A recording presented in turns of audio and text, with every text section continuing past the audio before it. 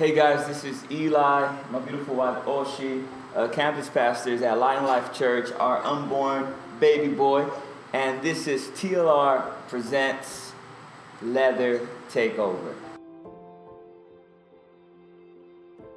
Yes, so we actually probably have been leading worship since we were kids at our local church, but like together as a couple, I think since the last 2 years, maybe a year and a half, is when we really started leading worship together and writing songs together and just leading a team together.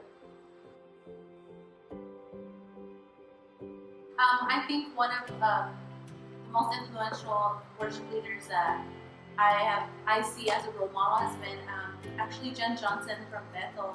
I love how passionate she is about worship and just being passionate about the songs that you lead, because if you're not passionate about something that you're leading, the people will sense it. And I love being able to just be in the moment of every song that I lead, and being passionate about it, it's really important for me.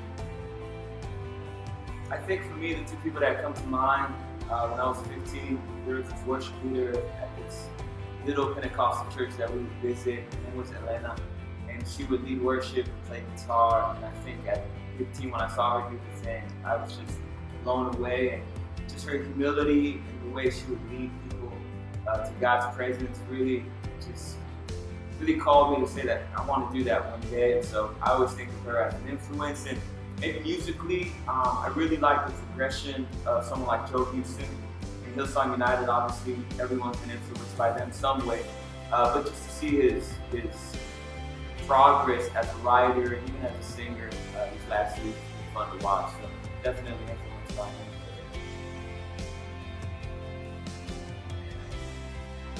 I think our desire to work with young adults started maybe about 5 years ago.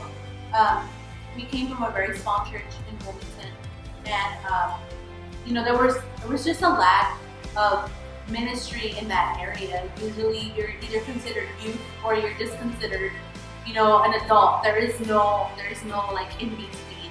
And we noticed that in life you have those in between phases where some people are not married, some people don't have kids, or you're not a kid, you're not under 18 anymore, and sometimes you go through different stages in life at that age. And we saw that there was a huge need for leaders in that area, and I think that really pushed us to want to work with young adults and just help them deal with the issues in life that they're going through at that stage in life.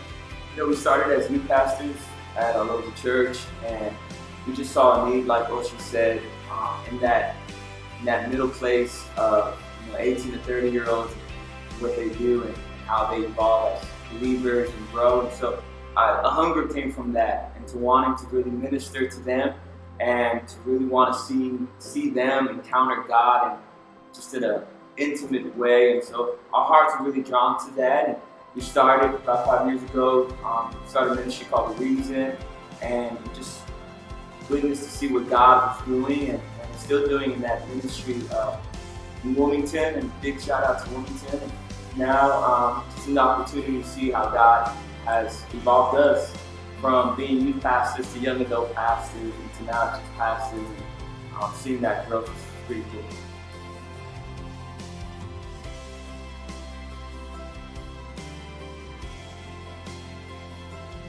I think that's a great question. I think for us, really, it just comes down to seeing people's lives be transformed and then finding their calling. What moves our hearts the most is to see all people, young people, old people, not just encounter God, but to see them grow in the process of their calling and to see that journey and to help them through that journey. God has called them.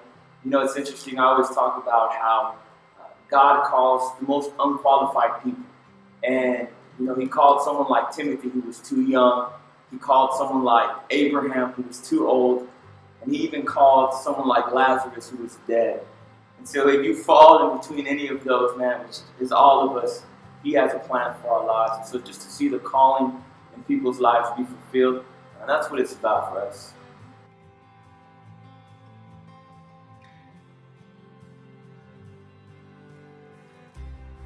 I think one of the most important tips that I would give anybody that is wanting to be in leadership or just in anything that has to do with leading would definitely be finding a mentor. Have somebody that you can go to that will just help you in every step of the way, and also accountability. That's extremely important.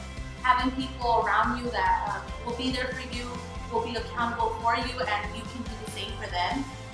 There's nothing more important in life than having a support system, and accountability is a big part of that. Yeah. I would just echo that. Accountability is big. We've seen a lot of people just burn out or just be so involved in ministry and not have, healthy people around them. So fall back. And one of the quotes I always tell our worshipers is seek the altar, not the platform. And worship is a lifestyle. So we really try to live a life of worship, not just be worship leaders or have titles in church, but to really live that out with people and allow others to walk with us. And that keeps us accountable as well. As they grow, we grow. So seek the altar, not the platform. That's what I would say.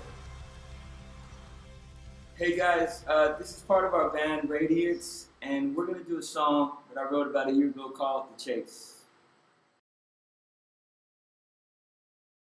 1, 2, 3, 4.